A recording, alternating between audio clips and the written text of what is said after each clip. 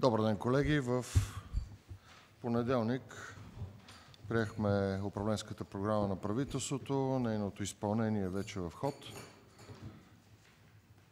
Една от важните теми, която си поставяме като амбициозна цел и задача, е изсветляването на българската икономика, както на база на направените анализи и натрупания опит, така и въз основа на констатациите на работодателските организации от миналата година, че политиката в областта на справяне с неблагоприятното въздействие на сивата икономика е в застой.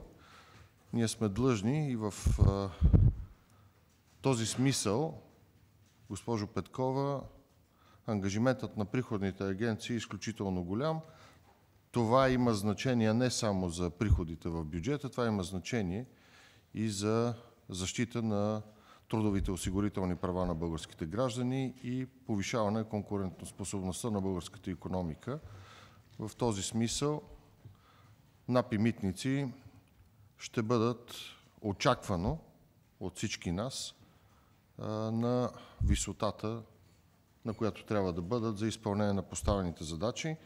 И в този смисъл, както на вас, така и на господин Иванов, министър на регионалното развитие, поставям задачата за връзка между системите на НАП и Митници и достъп до камерите на Агенция „Пътна инфраструктура“.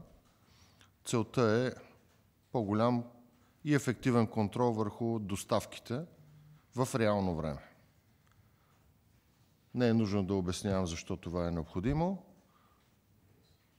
Ние разполагаме с необходимата технологична инфраструктура и е крайно време тя да бъде използвана за целите на българското общество.